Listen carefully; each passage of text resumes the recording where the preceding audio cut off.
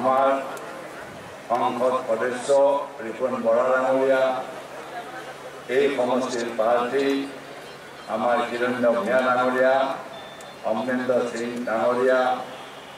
আমাৰ অনিল চৌধুৰী অবজাৰভাৰ, মনীষ ঠাকুৰ, টংক বাহাদুৰ ৰায়, প্ৰমোদ বজাৰ জৈন, নিত্য শৰ্মা, যুৱ কংগ্ৰেছ সেৱা দল NSY, মহিলা কংগ্ৰেছৰ সদস্যসকল, ব্লক কংগ্ৰেছৰ বা জিলা কংগ্ৰেছৰ বিষয় সদস্যসকল, পঞ্চায়ত মণ্ডল কংগ্ৰেছ বুথ কমিটিৰ সদস্যসকল, কংগ্ৰেছ কৰ্মীসকল আৰু সমবেত ৰাইজ, আজি ইয়ালৈ আহি আপোনালোকৰ উৎসাহ উদ্দীপনা দেখি আমি নিশ্চিত যে আমাৰ প্ৰাৰ্থী, আমাৰ যুৱ নেতা, আমাৰ হিৰণ্য ভূঞা বিপুল ভোটত জয়ী হ'ব।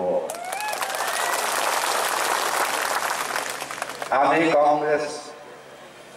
কিয় সমৰ্থন কৰিব লাগে? কংগ্ৰেছ হৈছে দৰিদ্ৰ মানুহৰ, এই দলটো হৈছে সৰ্বসাধাৰণ ৰাইজ। ইয়াত হিন্দু, মুছলমান, খ্ৰীষ্টান, বুদ্ধিষ্ট আমি সকলোৰ হৈ আমি কাম কৰোঁ। এই দল মহাত্মা গান্ধীৰ দল, আব্দুল কালামৰ দল, সুভাষ চন্দ্ৰ বোস, চৰ্দাৰ পেটেল, অসমতো তৰুণৰাম ফুকনে কওক, আজি গোপী বৰদলৈ কওক, ফকট নাথে কওক, ইয়াতো কওক, অমূল্য কুমাৰ দাসেই কওক, বিজয় ভাগৱতীয়ে কওক, কামাখ্যা প্ৰসাদ ত্ৰিপাঠীয়ে কওক, আজি এই বিশিষ্ট লোকসকলৰ আজি ত্যাগৰ বলত আমি স্বাধীনতা পাইছিলোঁ। কনকলতাৰ কথা জানে, মুকুন্দ কাকতিকে আদি কৰি এই দলটো ত্যাগৰ দল। ব্ৰিটিছ সাম্ৰাজ্যৰ বিৰুদ্ধে এওঁলোকে সংগ্ৰাম কৰিছিল মহাত্মা গান্ধীৰ নেতৃত্বত। আৰু বিজেপিৰ স্বাধীনতা সংগ্ৰামত তেওঁলোকৰ কোনো বৰঙণি নাই। স্বাধীনতা সংগ্ৰামত তেওঁলোকৰ ত্যাগ নাই। অসমত কৈ দিয়ক কোনজন বিজেপি দলৰ সংগ্ৰামত তেওঁলোকে ত্যাগ কৰিছিল? বৰঞ্চ জাতিৰ পিতা মহাত্মা গান্ধীক RSSৰ নাথুৰাম গডছে হত্যা কৰিছিল। নাথুৰাম গডছে আৰু আজিৰ প্ৰধানমন্ত্ৰীয়ে হওক, আজি গৃহমন্ত্ৰীয়ে হওক, আজি বিজেপিৰ নেতাসকলে আজি তেওঁলোকে RSSৰ সদস্য বুলি আজি গৌৰৱ কৰে। যি RSSে হত্যা কৰিছিল মহাত্মা গান্ধীক, আজি সেই দলক আমি কেনেকৈ সমৰ্থন কৰিম? এই দলক সমৰ্থন কৰিব পাৰিবনে? নোৱাৰে। আজি ইয়ালৈ মোদী আহিছে, ৰাজনাথ সিং আহিছে, গাডকাৰী আহিছে, স্মৃতি ইৰাণী আহিছে, এজনৰ পিছত এজন বৰুৱাই অহাদি আহিয়ে আছে। আহি কি কৰিছে? আমাৰ বিৰুদ্ধে অপপ্ৰচাৰ চলাইছে, মিছা প্ৰচাৰ চলাইছে, ভুৱা আশ্বাস দিছে। আমাক আকৌ ভুল বাটেৰে পৰিচালিত কৰিবলৈ বিচাৰিছে। অসমত টেঙাম এবাৰে বেচিব পাৰে, এতিয়া আৰু টেঙাম বেচিব নোৱাৰে। হয়, 2014 চনত মোদী ডাঙৰীয়াই আহি আমাক নতুন সপোন দেখুৱালে। যেনেকৈ প্ৰফুল্ল মহন্তই নতুন সপোন দেখুৱাইছিল, সোণৰ অসম, হেমাচ্ছা দিনৰ সপোন দেখুৱালে। আৰু মানুহ ভাবিলে হয় এওঁ ভগৱানৰ এওঁৰ গুণ আছে। হৰ হৰ মোদী, যেনেকৈ প্ৰফুল্ল মহন্তক কৈছিল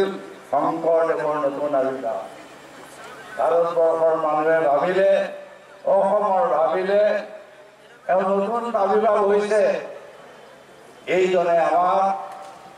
আচ্ছা দিন আনিব, আমাৰ ভৱিষ্যত উজ্জ্বল হ'ব, আমি প্ৰত্যেকে 15 লাখ পাম, নিবনুৱা সমস্যা সমাধান হ'ব, বিদেশী খেতি দিব, বিদেশীয়ে ভৰি আছে অসম। অপপ্ৰচাৰ, বিদেশী খেদাই দিম 17 মে' তাৰিখৰ পৰা। আজি এতিয়া 2 বছৰ হ'ল, কেইজন বিদেশী খেদালে কেইজন বিদেশী খেদালে আৰু আজিও এতিয়া আকৌ বিদেশী ওলাই গ'ল আজি 19 মান নাইকিয়া হৈ গ'ল কৈছে যে বিদেশী মুক্ত কৰিব মুক্ত কোনে কৰিব এই নতুন অসমৰ আৰু সেই বিদেশী চিনাক্তকৰণ বৰ্ডাৰ চিল কৰাৰ দায়িত্ব কোন আছিল তোমালোকৰ এজন প্ৰিয় এতিয়া এই হেমন্ত বিশ্ব শৰ্মাই তাৰ দায়িত্ব আছিল আসাম একৰ্ডৰ দায়িত্ব তেওঁলোকে সোধক কিমান বিদেশী আছে যেতিয়া বিদেশী নাইকিয়া হৈ গ'ল এতিয়া হেমন্ত বিশ্ব শৰ্মাই দেখিছে হাজাৰ হাজাৰ বিদেশী আছে বিদেশীক মুক্ত কৰিব লাগিব অপপ্ৰচাৰ ৰাজনাথ সিঙেও আহি অপপ্ৰচাৰ চলাইছে যে বৰ্ডাৰ আমি চিল কৰিম চিল কৰিবলৈ আছে ক'ত মই 95% কৰিলোৱেই 2 বছৰ তুমি কি কৰিছা অপপ্ৰচাৰ 2 বছৰ তুমি কিয় শুই আছা আজি যেতিয়া বানপানী হৈছিল এই জিলাখনৰ বানপানী আছিল অসমত ক'ত গ'ল ৰাজনাথ সিং আজিতো আহিয়ে আছে প্ৰধানমন্ত্ৰী ক'ত গ'ল বিদেশলৈ অসমৰ মানুহৰ মূল্য নাই গড় মৰিলে চুকি পানী ঢুকে আমাৰ বানপানীত মানুহ মৰিল তেওঁৰ খবৰ নাই গংগাত দিবলৈ টকা আছে ব্ৰহ্মপুত্ৰত দিবলৈ টকা নাই আকৌ অসমৰ প্ৰতি তেওঁলোকৰ বোলে ইমান মৰমেই মৰম ইমান মৰম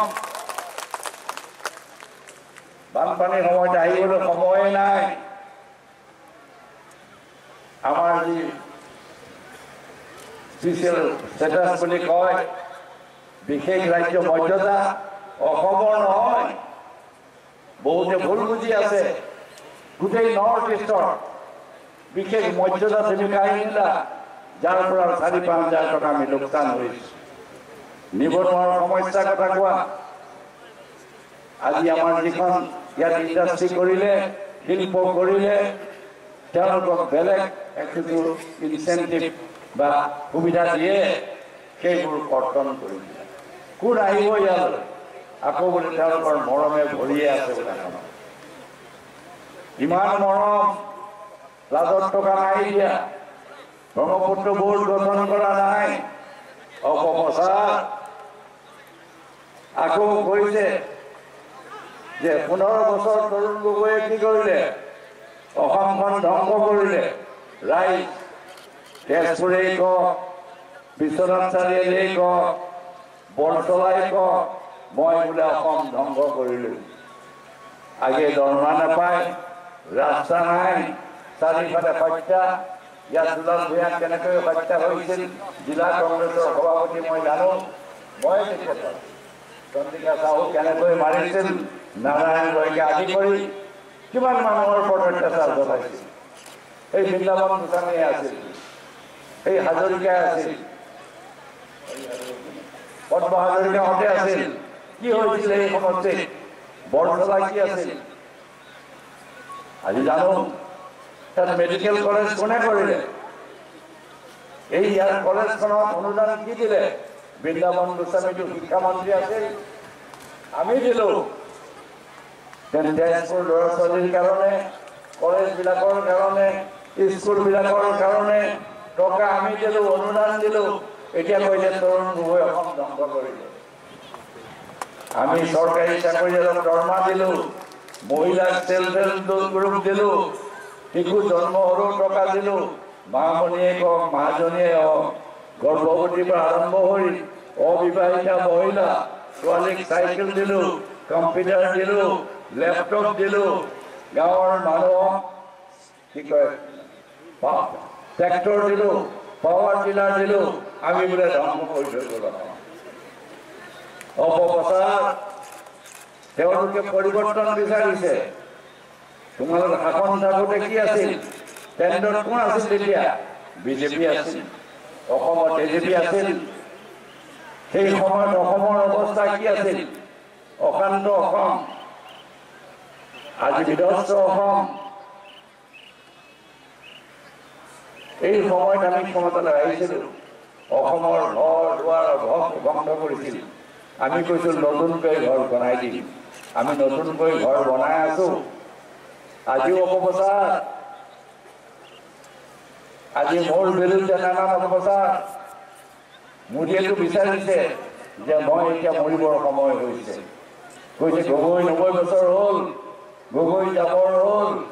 গৈ কৰিছে ৰাইজে দেখিছে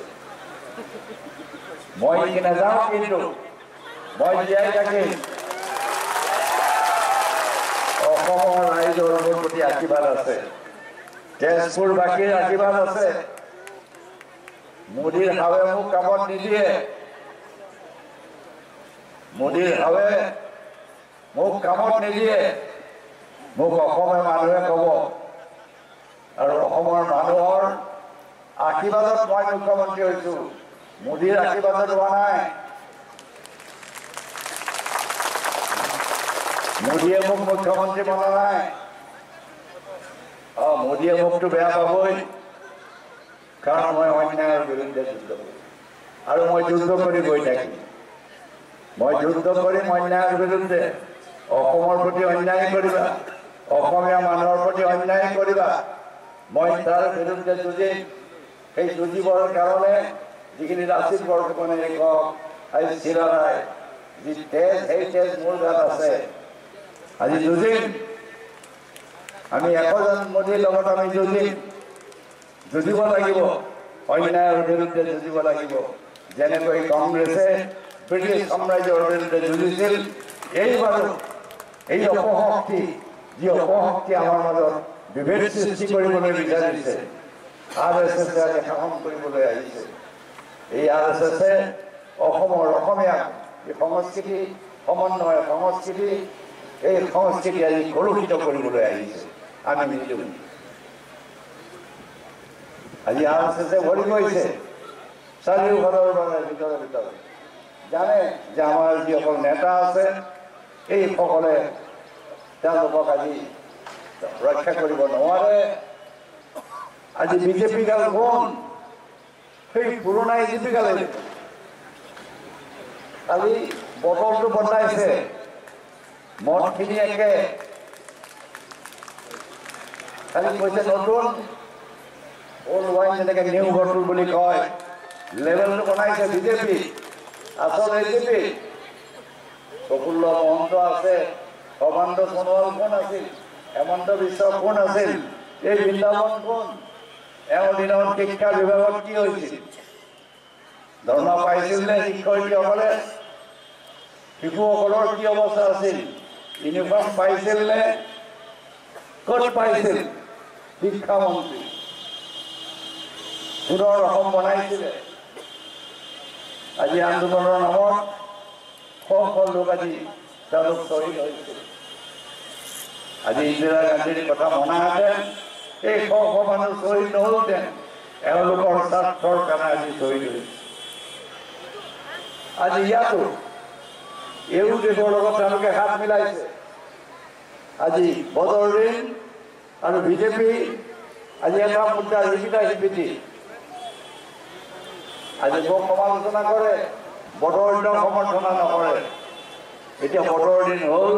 মোদীৰ সৰু ভাই এই অপপ্ৰচাৰ তাত বিৰোধিতা কৰিব লাগিব আমি এই অপশক্তিটো আজি আমি বিৰোধ কৰিব লাগিব এই অপশক্তিক বিৰোধ কৰিবলৈ হ'লে আমাৰ পাৰ্টি যি আজি আমাৰ হিৰণ্যভূঞাক বিপুল ভোটত জয় কৰিব লাগিব আজি এইবোৰ হৈছে উৰ্ণ পাৰ্টি হেমন্ত বিশ্ব শৰ্মাই কি কৈছিল শুনক এবাৰ নৰেন্দ্ৰ মোদীয়ে যিমান কাম কৰিছে তৰুণ গগৈ তাতকৈ বহু বেছি ভাল কাম কৰিছে শুনক এতিয়া তেওঁ মোক গালি পাৰি থাকে বহু ভাল কাম কৰিছে তেওঁ কি কৈছে গুজৰাটৰ পানীৰে মুছলমানৰ তেজ বয় এতিয়াতো অমৃত বয় অপপ্ৰচাৰ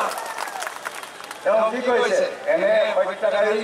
ভাৰতবৰ্ষৰ কেতিয়াও প্ৰধানমন্ত্ৰী হ'ব নোৱাৰে তেওঁকে হত্যাকাৰী বুলি কৈছে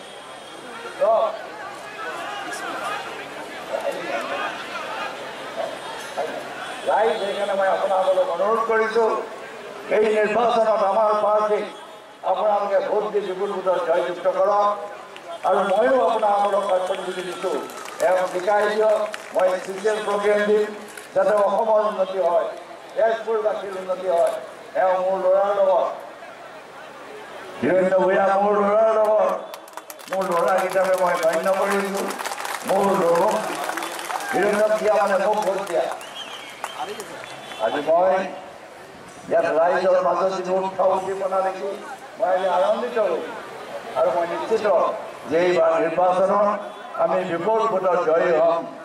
আৰু এই জয়ে আপোনালোকৰ জয় সোনিয়া গান্ধীৰ হাত শক্তিশালী কৰিব ৰাহুল গান্ধীৰ হাত শক্তিশালী কৰিব এই দুআষাৰ গৈ এই সকলো তেজপুৰবাসীলৈ মই শ্ৰদ্ধা জনাইছোঁ আপোনালোকৰ আশীৰ্বাদ বিচাৰি মোৰ বক্তব্য সামৰিছোঁ জয় অসম জয় হিন্দ জয়